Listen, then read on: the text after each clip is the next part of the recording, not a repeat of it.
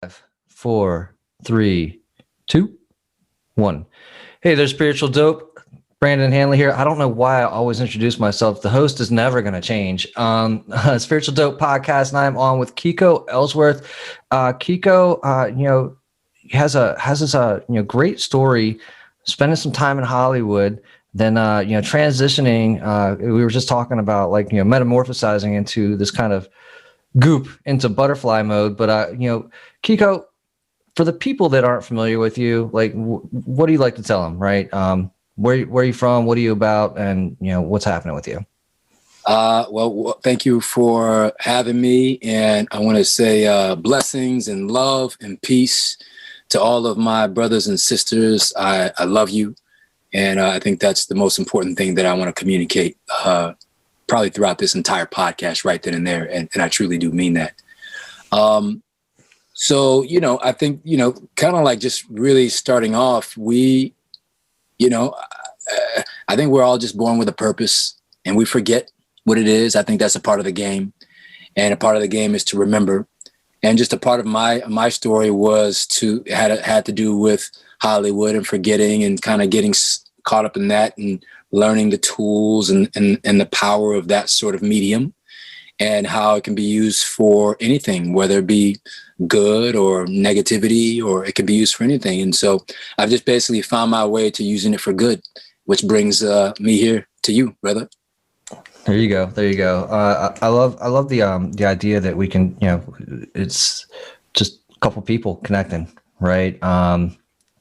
That's all we're really doing. And we just share kind of a, shared spiritual sense of being, right? Whatever that means. But so I like to open these up with the whole idea that whoever's listening to this podcast today, whoever we're contacting today, they're going to hear something that can only come from spirit, from the universe, through you to them today. Like, what is that message? What's coming through you to that person today? That's beautiful.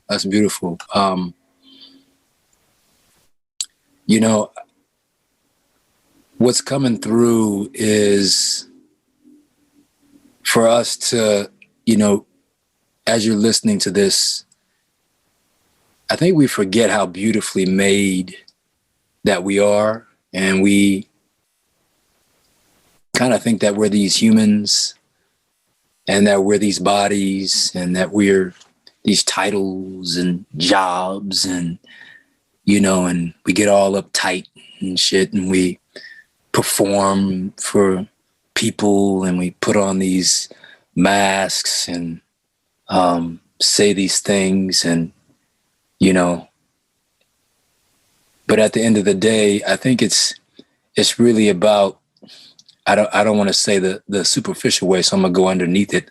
It's really about really you and your soul, your swagger, your mojo, your style, your opinion, your voice, your spin on things, because nothing's new under the sun, and no one's really different, really, in the sense, really, except in how you do what you do, and that's just your soul, your swagger, how you go about life, and that sort of spirit that wants to express itself through you.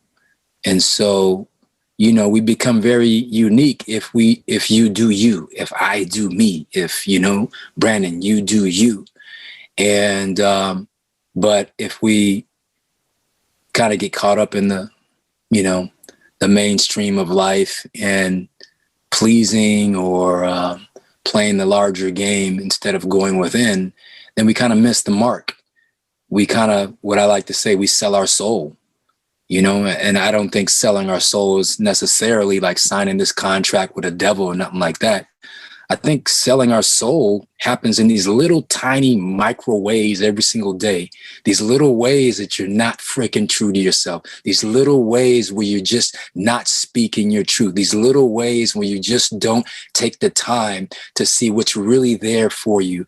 You ignoring your intuition. You're ignoring what you know you're supposed to be doing. You're paying attention, or you're giving too much attention and credence to the fears that are stopping you from doing what the F you are supposed to be doing here in your life. You know? I love it. Right. The vision I've got when you're kind of talking like that, it's, you're already a star, like, blazing star out there. And like, each time you're not being your starry self, you're just kind of losing stardust, right? You're diminishing yourself, and you're just kind of, becoming decrepit, right? You're not being true to who you are. And, it's the worst, right? I can still remember way back in the day, I was going to some warehouse parties, and I still remember these two girls dancing, right? And I can show you my dance. I was doing like a little white guy up on the corner, just kind of like dancing, like hiding in the shadows, right? And I was really just kind of pulled into myself, and I wasn't, just pulled into myself, and I was tight, and I wanted to dance, but I wasn't sure that I was doing it right, and maybe people would see me. And then I saw these like two girls out there, right? And they're back in the day, like those big baggy like party people clothes, right? Like just big old clothes, and just like whatever. And they're just like just flinging their arms out, just like taking all this space. I was like, that's so like, it's just straight up just letting the energy flow through them and being all of who they were. They did not give a fuck, right? They didn't care. And I was so inspired like by those two girls, just letting it all just energy out. And I was like, from there on out, right? Like, so, like you're saying, like little pieces that you're not giving into, right? That you're ignoring are literally diminishing you and who you are. Yeah. And that's like, it doesn't just, I'm glad you brought up that example, because I have some of those images. Like my very first girlfriend, I remember going to the club with her back in the day when I was like 15. And I remember getting on the dance floor, and I was that guy that you were taught that you were as well. And she was that girl that you talked about, that you saw. And she was out there, and I just remember her hair going all over the place, and she was taking up all the space. And I was like, whoa. And, I was inspired and also intimidated at the same time. But I never forgot that, and, it takes practice. It's interesting because it's like, you don't need to do anything to be you, because you're already you. And at the same time, it takes practice, in a sense, shaking off and creating the space that you need in this world so you can actually be free to be you. We have to create the space. We have to exercise our muscles. We have to exercise our expression, our voice. And if we don't give it the attention and exercise and practice that it needs, when we call upon it, we're going to get out there on the dance floor and be like, I want to dance and I know I can, but like, I'm kind of like, I don't know. I haven't been practicing, and we'll be just out of shape. That's right. That's right. And I'll just say like every, like, as we talk, like every moment is a moment to practice being you. Yeah. Every word. Of course, I can just talk to you like this, and I can just shoot words out of my mouth, and I can just talk and talk and talk, and that's fine. Or we can talk and we can feel the words and be present with who we're being, what we're saying, present to the vibration of the words coming out, right? And it's just like practicing taking up that space in our communication. And there's so many ways to just play being you. Well, I would relate it back to dance too. It's just another dance, right? Just another, I liken it to double dutch too, right? Like I always, because you got the two ropes going, right? You got the two ropes going, yeah. And you got to get in that rhythm, and you got to jump in the middle there, right? And if you mess that up, you're getting hit by one of those ropes. But when you do it and you hit it, you're just having fun. You're just dancing in the middle there, and you're going all around. But the same thing with you and I in a conversation, and a conversation that you're present for, right? There's you can feel it, right? That's a lot of how I liken it. But I also understand too that, you're into martial arts, you're a yoga teacher, Kundalini, and all of these things, they kind of all do this same thing. I mean, correct me if I'm wrong. Talk to me about how you see maybe martial arts playing a similar role as dance, or being present in that space. I'd love to hear that. It's interesting you bring that up, because I think that you're totally on point with that. And that's exactly what my philosophy is, because I don't see myself as an actor or even a martial artist or this or that. At the end of the day, I see myself as a creator, and I express myself in these different ways. And I allow myself to express myself through the art of acting, or through the art of martial arts, or through the art of dance, or through the art.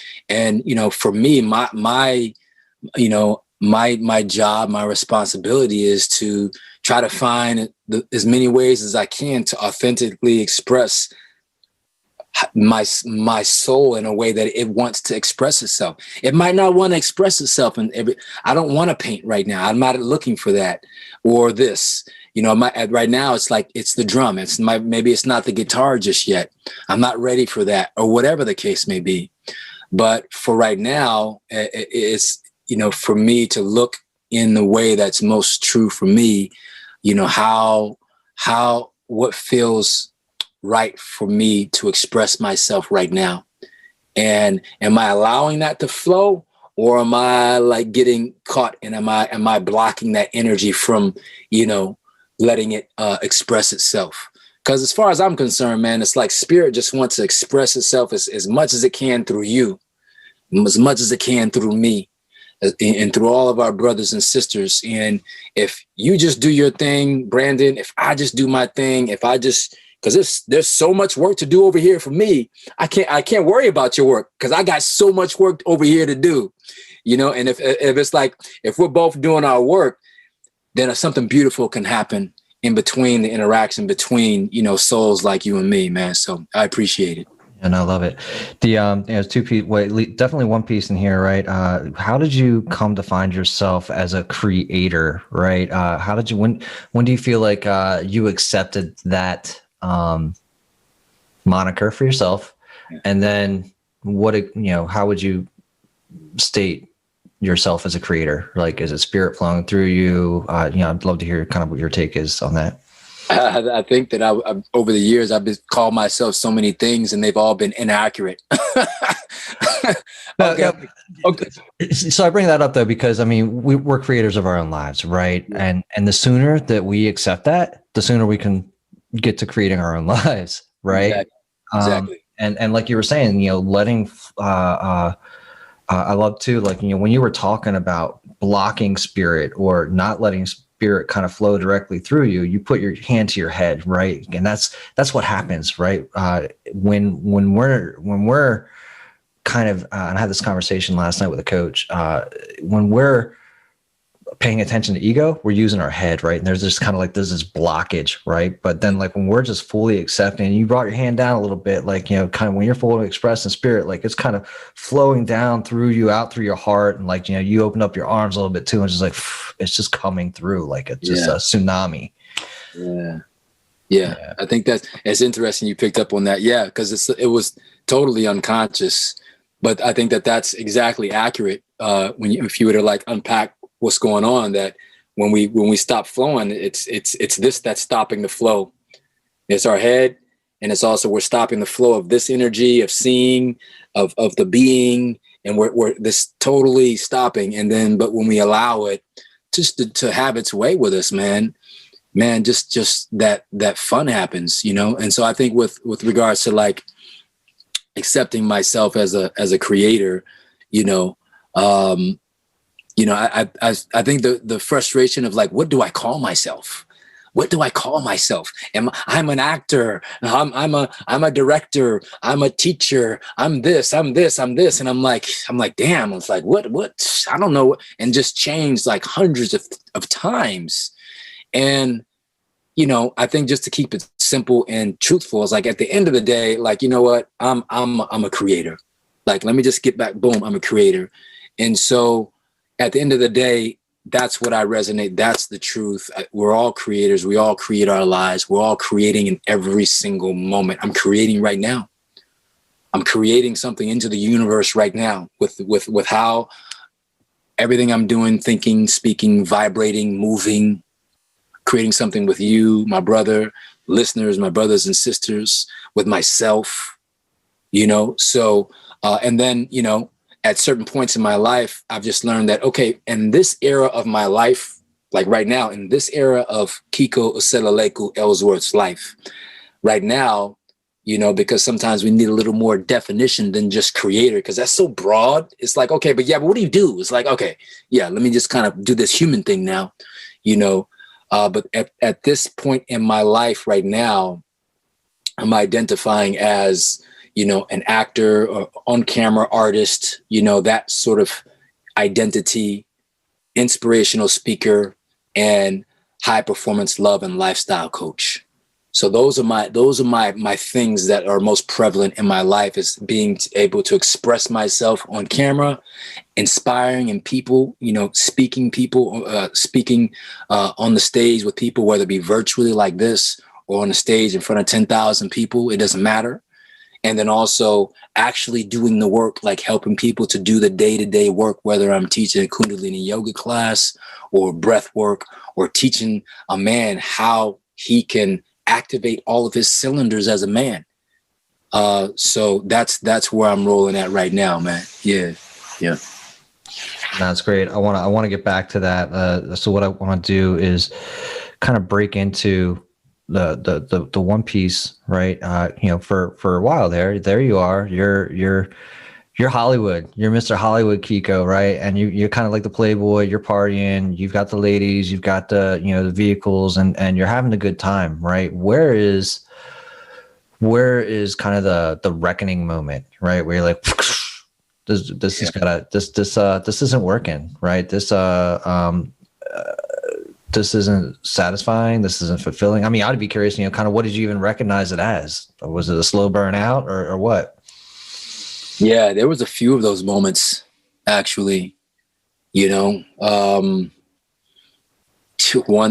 was, and living the fast life with women, and then, doing that, and I'm in the moment, and I'm like, I'm in the moment, but this is not it.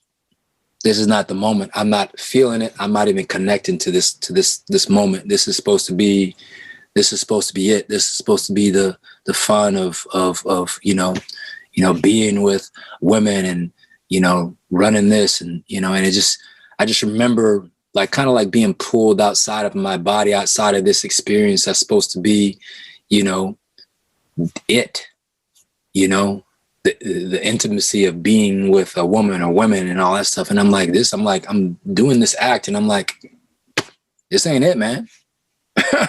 And it was like, my spirit was like, yeah, you keep doing that, but like, I'm gonna be over here. And you do finish that or whatever, but I'm gonna be over here. And it's just like, whoa. I was like, okay, this doesn't mean much. Yeah, so kind of like a hollow moments, right? And hollow, man. Yeah, recognizing that, recognizing almost that you're a product of I want to say the simulation, right? A product of the simulation, right? The product of I hate to say commercialism because I'm not going to try and like hate on commercialism, right? Because even as you did acting and entertainment, and that might not have been like the most fulfilling, if you were to take that kind of role right now, you might turn it down. But at the same time, there's value in entertainment, right? Everybody needs like that piece, right? Everybody's like, the world's like, you can get yourself down, and every once in a while, you just need something to distract. You need something to be entertained, right? But you were finding hollow moments, right? So when do you feel like was the Kundalini rising moment, right? When was Well, like I for mean, them? I was Yeah. I was a slow rise for many, many years, and I had a big breakdown moment. But I remember another big choice of mine was when I was remember that show Heroes years ago. I don't know if you remember that.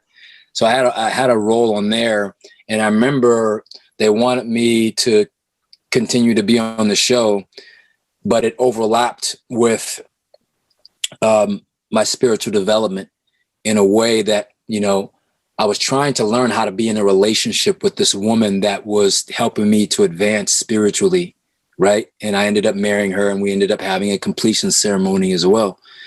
And it was like, okay, you got to choose. Either you choose the money and the show and some of this, or you choose this over here, but you can't have both because they're both at the same time. It's like you're either going to choose this, you know, going on a trip with her and developing and investing in your relationship, or you're going to cancel the trip, postpone it, put that off, and then actually do this. And for me, you know, I just felt like I needed to choose me in that moment and be willing to sacrifice the money, the fame, being on a hit show, and those sorts of things. And, you know, and I did. And I ended up losing, you know, that role. They ended up like killing me off and stuff like that, you know, because there's someone else that's willing to take it and do those things. And so yeah, that was another moment. That's super powerful, right? That's you know, God, I don't know the Jesus lines and the Bible lines, but I know that, you know, a big part of it is like, you know, get rid of everything else and follow me, right? And by saying that, he's, you know, basically he's saying, doing what you just did, you know, get rid of everything else that's kind of distracting and follow yourself, right? Follow the truth of who you are, or at least pay attention to that intuitive moment like you did, and choosing yourself over anything else. That's shit's huge, man.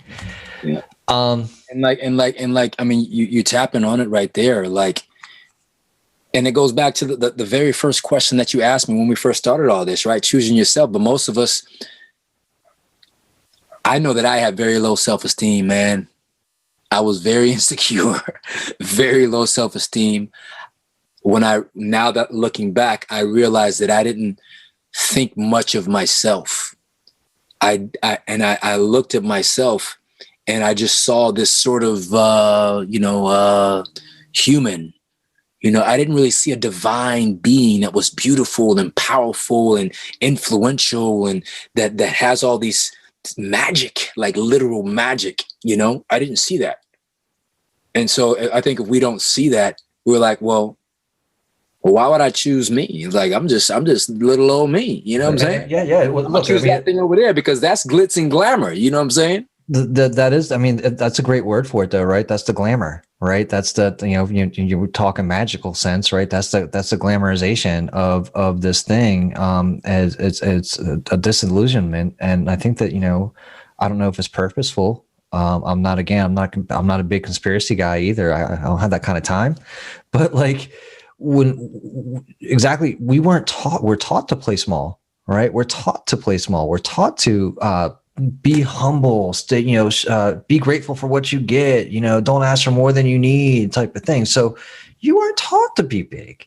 You weren't taught to like find that expression. You weren't taught to, even if you went to church, like and as a child, you wouldn't have understood to look for your divinity. Yep. Right. You know, at least again, not and mostly in like the Western civilization. And this is just another parallel. Before we started the show, you know, I came upon the same thing myself. Like, probably that started spiritual dope, right? The start of spiritual dope was the recognition of myself as a divine being, right? 100%. Right. So I've got a, you know, mini course called like, you know, the divine framework, right? Like it's making that choice to recognize yourself as divinity, as connected to the divine. Yeah. What can be better than that? Yep. Because look, I mean, you hit it. We were taught to be small, right? But like, for those of you that are listening to this, you know, you are big. Like, this is your world, literally, like Neo in the Matrix. You your universe are the one. It says 100%, 100%. So, yeah, all good stuff, man. And I literally had during my awakening period, just because you're bringing up Neo references. Remember that part where he goes in there and he starts replicating, right, dude? Sober, like for like months, right? Like I didn't stop drinking, right? It's similar to your story, right? Like we can get more into that. But replication moment, like where like that same noise, like in my body, like I was like, this is some fucking shit, dude, right? Like, and I'm again sober as the day is long, and that was happening. And I still remember coming to my wife and letting her know that like all this shit was going on. She's like, "Are you okay? Are you sober?" I was like, "Yeah," and that's the problem, right? Like going through. I was like, "That's because if it was drugs or something else, I could point to it." So you're doing this right, and you choose you. What are your friends saying? What are the people around you saying? I don't really know. I don't care. And at the same time, the ones that are showing up and saying things are inspired. They're on board. My main focus is me and being true to me. Like I said, I got enough work to do to stay aligned with me and to keep diving deep within me. And sometimes I come out and people have a response, and that's cool. And at the same time, I'm okay with people not agreeing or saying certain things, because at the same time, it's got nothing to do with me. And I realize that as well. Like they're having their own experience, whether they want to, be responsible for that, they're the creators of their own life and not and project what they want to project. Like that's totally on them. And, at the same time, there is a certain amount of reflection that I can get back from people that also may just kind of give me a read on how I'm coming off, or how, because I know, like, say, for example, if I say something that's a deep truth to me, and then I can calibrate that on a response that I get. If someone responds negatively, I'm like, okay, great. I understand that. But I'm also, I'm also calibrating that this was a deep truth of mine, and it can bring up things for other people. So being able to discern the difference between, if I'm standing in my truth and it's bringing up negativity or something from someone else, I have to be able to discern, okay, this is something that's bringing up for them, and that has nothing to do with me. And at the same time, if it brings up something positive, and if it inspires somebody else, I have to realize that communication got through to somebody, right? And it inspired somebody. So I have to discern the difference between one action that can inspire somebody. I'm like, okay, great, I see how it's resonating. And at the same time, if it brings up something negative in someone else, being able to discern that same energy is bringing up something that has nothing to do with me, but has something to do with what someone else needs to work through in their own life, right? But I got to keep doing the same thing. I got to keep doing my thing. And my job is still the same. It's just like, am I aligned here? Am I expressing myself better? Is it better? Am I speaking my truth? I got a lot of work to do, man. Look, I got a lot of work to do, bro. Look, 100%, right, and it doesn't stop. Let's talk. I mean, what are some practical applications, right? So you of the work, right? Of some of what you're doing. I know that you're helping men and women to find themselves, to activate themselves, to be true to themselves. What are some practical teachings that you're sharing out there? That some, like, I don't know, man. What's something, give me an example of something that you're working on today, and let's walk it out, right? Yeah. Well, let me just preempt it with this. My work that I do for myself at times looks different than the work that I do at times with people, and it's all the one and the same as well, right? So say, for example, I'm creating this one course that I'm doing, and it's called Everyday Divine Love. It's just like how you can express everyday divine, dope, powerful love, being able to say, yo, Brandon, I love you, brother. I love you. Everyday divine love, being able to see the divinity in you, in me, and not feel like this is taking me away and making me less than a man. Like, nah, every single day I can say I love you to my brother and not feel weak. Every single day I can say I love you to my sister and not mean nothing sexual. I just love you, my sister. I love you. I want you to fulfill your divine mission because you came here for a mission and I want you to fulfill that. So, you know, that and that particular course, it's really about like two things.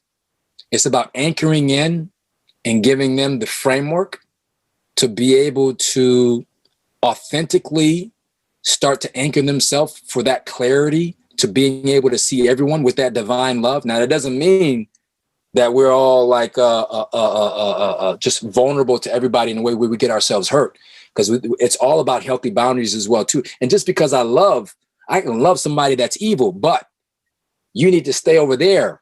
I love you because everything's spirit, right? But you're at a vibration that I will not allow to come into my space at the same time. You see what I'm saying? So anchoring in that sort of insight filter to be able to see the divinity in everything. And then also the basics of breath work, the basics of being able to breathe properly, diaphragmatic breathing, having a complete breath. Most of us our breath originates in our upper chest or our clavicles. That's completely unproductive. And that's going to take you completely off your path. It's going to be counterproductive to being who you need to be and fulfill your mission. So with that, it's like anchoring in that divine love and anchoring in just breathing properly. Nothing special, just anchoring that breath down there into that diaphragm, into that lower, and then that chest, and then up here, and then learning how to breathe completely, right? And in that way, we can actually have, sort of be the creators of our life in a very responsible and controlled, free-flowing way. So that's something that I'm creating right now, but that's something that I repeatedly do because a lot of people are so stressed and they just don't, we're just in here, we're just not taught how to breathe. And if we don't know how to breathe, then, what else don't we know? Right. And I think that that's the crazy part because, there you are, you're breathing and you've been breathing your entire life. And now somebody's going to come and be like, no, you're doing it wrong. You're like, what? What do you mean I'm breathing wrong? I'm here. I'm alive. I'm doing well, aren't I? I'm like, are you? Right. I mean, I think that's a great question, right? Like, are you? What is your breathing style? And it changes, obviously. Mm-hmm. For me, I just make sure that, like, say for example, my default breathing, that it always starts down here. It always starts down here. Mm-hmm. And it's something that I are constantly being conscious of, a practice of just being aware of where my breathing is at. Mm-hmm. I never make myself wrong just because, like, maybe in the day I might start my breath here. I'm just conscious of it. So right. My practice is to constantly be aware of how I'm breathing, where I'm breathing, the rate of how I'm breathing, the pattern, how I'm breathing. Yeah. I don't ever feel bad if I'm even breathing like up here. I'm not perfect with it, but I'm always aware of my breathing. And then if it is somewhere else that is not necessarily optimal, I bring it back down to my belly, my navel point, my diaphragm. And what I like to say is I breathe low, slow, and it creates that glow. Right on. Remember, baby. I love it. You're talking about, though, too, is taking away judgment, right? Just because you're not doing it in what you feel might be the best way for yourself, you're not beating yourself up over it. No. Right. No. So I asked that question just out of curiosity because there was are you familiar with I'm sure you probably are, Hara style breathing, the Japanese Zen style of breathing? No, I never heard of that, actually. It's pretty cool. It's a little bit different than just, I guess, in the book anyways, it says it's a little bit different than Indian style of breathing just because it stops the diaphragm or the belly from dropping a little bit lower than, I don't know, man. But it stops it from dropping just as low. But the thought that I had when I learned how to do a little bit of what you're talking about, right, and implementing this Hara breathing is the idea of the Holy Grail, right? If you look at it, right, and I'm going to stand up like just, so the base down here would be the bottom of the chalice, right? And if you're squeezing here and you're breathing in your belly here, right? And then you've got up here on the top of the chest. This is the holy grail, is breathing properly. Yeah. I'm going to run with it. Yeah. You know, you're right, because just briefly, the breath, your quality of breath directly influences your quality of thought. Your quality of thought directly influences your quality of emotions and feelings, right? How you feel out throughout your entire body. And then our feelings and emotions directly influence our words and our actions. So our breath literally influences our ability to create the quality of life through our words. For someone that's breathing, and I love this saying, it's like, if you picture like I think of like it's an old saying, but it goes, deep breath, long life, shallow breath, close to death. Oh no, that's funny. That's funny. Sounds like it's from like Five Fingers of Venom or something like that. Yeah, right? exactly. You picked up on that. Man. And another thing you mentioned in one of the other podcasts I thought was pretty interesting, and they brought this up in this book is called Hair. I'll have to find it, or share you a link when I unpack. Yeah, please. Because it's actually really interesting. It comes from a German psychologist who spent about 10 years with Zen Buddhists in the 40s and 50s, right? So he was kind of a forerunner in this space, and one of the things they talk about in there was something that you brought up, is like, by changing the way you breathe, you change where your voice is coming from. Talk a little bit about that and how that comes about. Oh man, I I remember when I started doing Kundalini yoga, and I'm doing class at like 4 a.m. early in the a.m., 4 a.m., 4:35 a.m. And I remember at that time I was so uptight. And I'm doing these mantras. There's a lot of mantras and stuff like that. And I remember at that time, my voice was caught in my throat. And it was like up here, and it was like tight, and it was higher, and it wasn't coming from my diaphragm, and it was really heady. And I remember in that class, I was like, why am I so stressed? I'm like, there's nothing happened. It's 4:30 in the a.m. And I felt how I was holding everything up here in my throat, in my shoulders. And when I learned how to breathe, my voice, my breath, and everything just dropped down to my diaphragm, where it's supposed to be, where you can blow, where you can, where you have your power. And that's when I got my voice back. The creativity just started flowing through.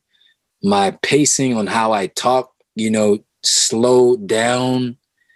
You just start to get yourself back. It's just beautiful, man. 100%. And so this is something that you're another piece I enjoyed hearing you talk about was how acting helped you to connect to your emotions, right? And to actually feel. So I love that. It's funny. About 2 weeks ago, I interviewed Anthony Mindell. Are you familiar with him? Mindell? Yeah. He's a acting coach out there in LA. Just wasn't sure if you guys ever crossed paths. No, not Mindell. One of my great friends is Anthony Montgomery. Nope. Okay. No, okay, not Mindell. Yeah. So when I was interviewing him, it was talking a little bit about this, right? Like, he was saying like everybody needed maybe acting classes. Yeah, absolutely. and I connected the two today when I was listening to your podcast earlier. So talk a little bit about how that works, and what how can somebody apply acting to figuring out their own emotions and their shit. Yeah, I think especially for men, for both sexes, obviously, but especially for a man, like for a man, like what we're coming from is like, man, you better not cry. You better suck it up.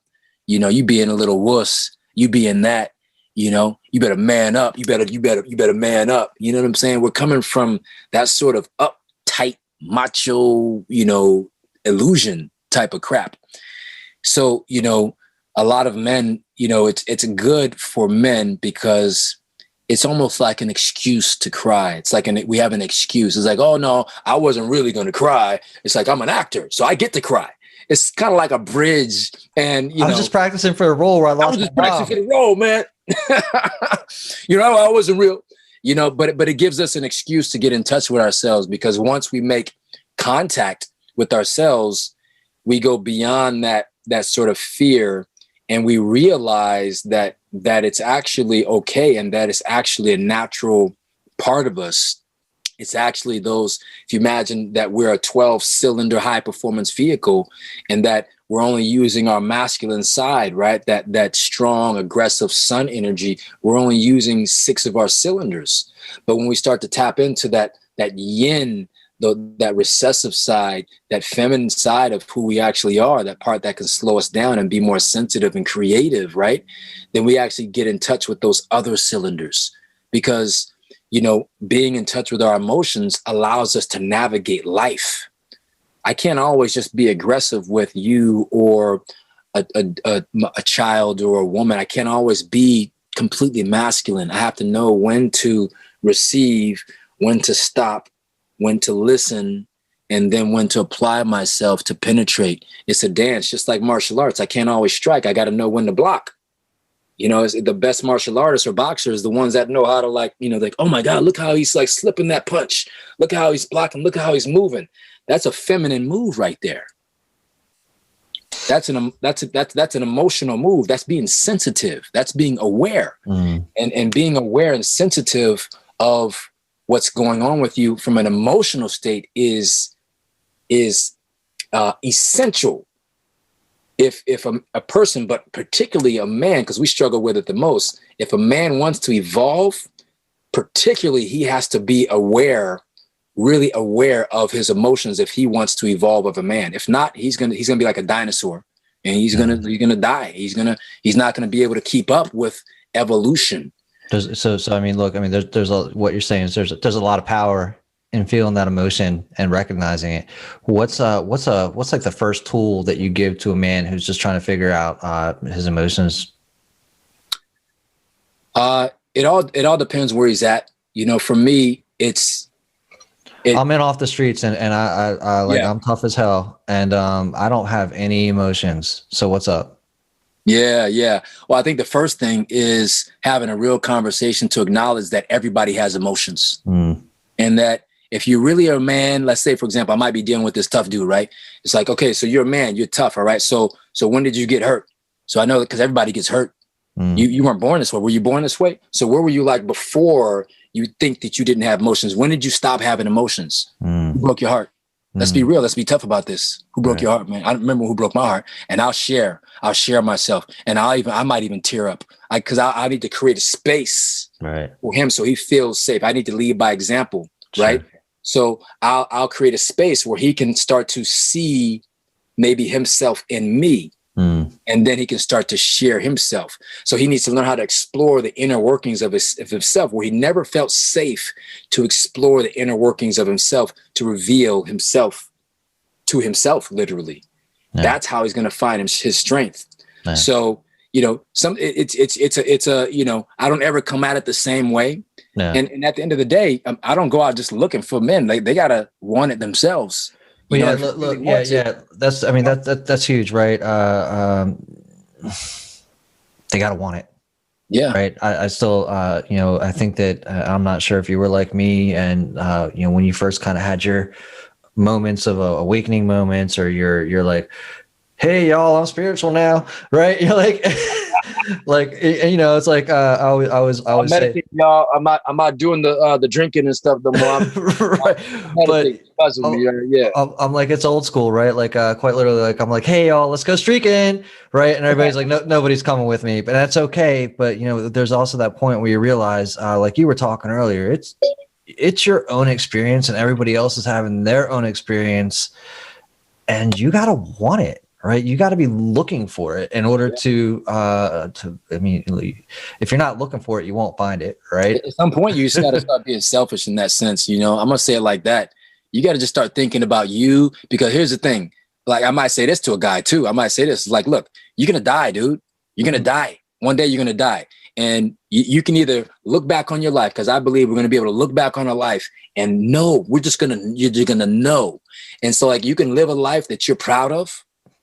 right? And you can really have shown up in the best way that you can, or you can continue to like do what you've been doing.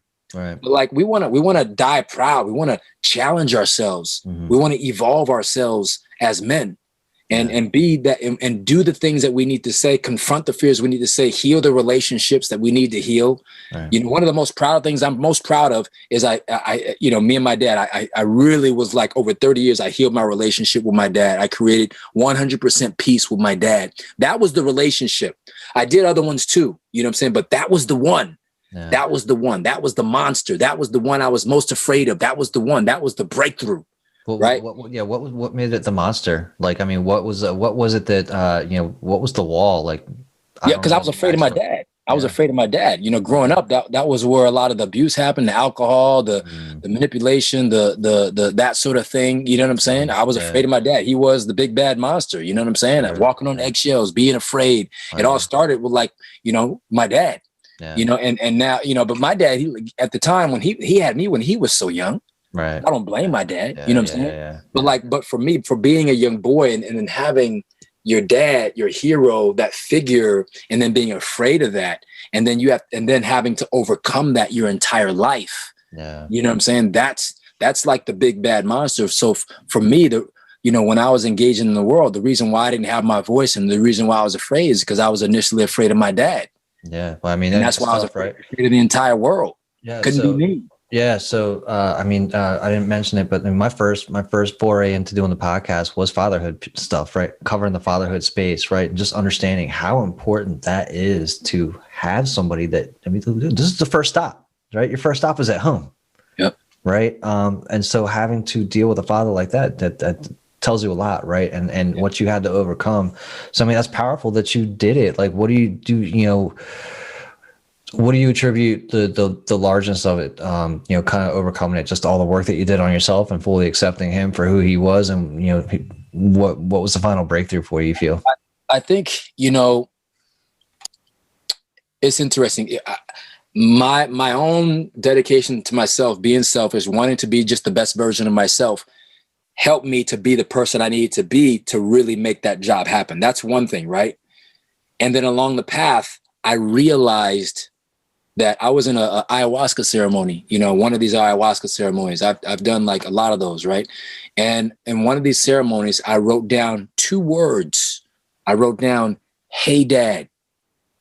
That's all I wrote down, because at that point, when I was in that, in the middle of that, I realized that if I could just say to my dad, "Hey, Dad," with an open heart, peaceful, love. Yeah. I realized that's what I wanted. Yeah. And I didn't realize it. And many of us men don't realize. We're like, oh, or women or whatever. We're like, I'm cool just being over here. At the end of the day, it's like I challenge you that we all really do want it. We might not think that it's possible. There might be a lot of pain. We might have given up hope. We might not have the tools. We might not have developed ourselves enough. That might be looking like a big 30-foot, 100-foot wall, 20 feet thick. It might look impossible. That said, the child inside of us still wants that peace, still wants that relationship, still wants something healthy. And I think that we have an opportunity. We might not have been able to do it as a child, but we have an opportunity if we actually get the tools and the resources to be able to actually create that. Some of us got to really, it took me 30 years. You got to fight for that. It ain't going to be easy. Right. And you might never get the response that you need, but it's not about that always. It's really about like healing this up in here. Yeah. And let me tell you, when I finally broke through to my dad, I put it like this. There was like 3, not physical fights, but there was 3 fights with my dad, like emotional fights. The first one was like an explosion of volcanoes all over the place, crying, tears. I remember it was like in the beginning, it was like in the middle of an alley. I got out the middle of his truck and I was yelling at him, and it was just, it was all over the place. The second one, same thing, but not as intense, right? Third time was same thing, definitely like, it was like about 25% intense, but I was much more in control with my tools and how to show up And it was like I had to manage my ego and my spirit, manage his, right? Keep him so he wasn't able to like run away and get out of the situation and, hit it over here with my ego, maybe confront him with something and then speak my heart and then do this, and then also not be emotionally attached to what was going on with him, but be my own. It's a lot. That's a lot. Yeah. And then it was like, I remember the moment, then he sat down. Now, I gotta tell you something. Look, it's like Scarface waving a little white flag. You never see that happen ever. Yeah. He's like, you better shoot me. Like I'm going out with it's like, right. See my dad at that time put up to sit down was like having Scarface surrender. And I remember in that moment, everything changed because something happened that I didn't even know that I was looking for. And my dad, man, he spoke to me in a tone that I hadn't heard like in 40 years since I was a boy, since I was like 5. Yeah. And a part that little boy inside of me was like, I remember him. Yeah. I remember that voice. Yeah. I wasn't available for it in all the stuff that had happened throughout life. Right. All this stuff. But that didn't change the fact that when I heard that voice, that's what I wanted to hear. Yeah. Yeah. I love that, man. Yeah. You were able to just kind of get back to the space, right, where it's just the two of you. There's that father-child bond. I mean, look, you've got your daughter, right? I don't know if you've got any other children, but there's that bond. And when you're given all of your heart, I'm guessing that's kind of the tone that you heard from your father, right? Like the unconditional love of a father and a child. And that's what had been missing for you for so long. Yeah. And as soon as I broke through with my dad, I was able to connect with my daughter at a deeper level because I had a block with my daughter as well. Yeah. Up until that point, when I broke through with my dad, I broke through with my daughter, and she also established a connection with him because she was like disconnected from him too. And I was wondering what was happening. Right. I was like, he's not. And I was like, I want to be more connected, but it's not. As soon as that happened, it just started flowing. There it is, man. I love it. So, you've got this, you've got training, you've got courses where, you're working with other people. I believe, that you're also getting back into some acting, right? You're getting back to work. We'll call it in front of the camera. Get in front of the camera. Okay. All right. All right. Yeah. Entertainment is back for sure. Most definitely. Absolutely. So, where can we expect to see you this year? This is what matters most right here, having these conversations. And, it starts with it has been starting with these sorts of podcasts and these sorts of interviews. I walked away from entertainment because I didn't have anything of value, in my opinion, to talk about. Anything that truly mattered, anything that I felt where I had a real foundation to stand upon. But being able to talk about things like my relationship with my father, now I got something to talk about. For me, that's the stuff that matters in life. That's the stuff that matters when we are on our deathbed, when we're transitioning and going back to our home, right? That's the type of stuff that we can be proud of, So, it starts with this. I'm doing a lot of public speaking this year as well, too. It might not be this particular year, like in TV or film, but that will likely happen in the next 2 years or so. What I'm doing is I'm getting back in front of the camera in ways that are most meaningful, and my job is just to listen to spirit and to go where spirit guides me. And right now, it has me speaking with you, and I'm so blessed to be here with you, brother. I'm so appreciative of you and holding this space, Spiritual Dope Podcast. Thank you to you and your listeners, man.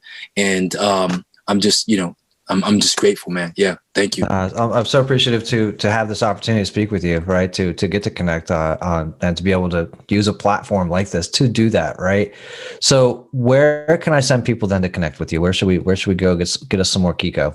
Sure. Yeah. You can find me on Instagram. It's just Kiko Ellsworth, KIKOELLSWORTH on Instagram. And everything is you can find everything that I do there. Awesome. Well, Kiko, thank you so much again, man. I'm sure most of people know, namaste is what it means to say, I salute the divinity within you. So I salute the divinity within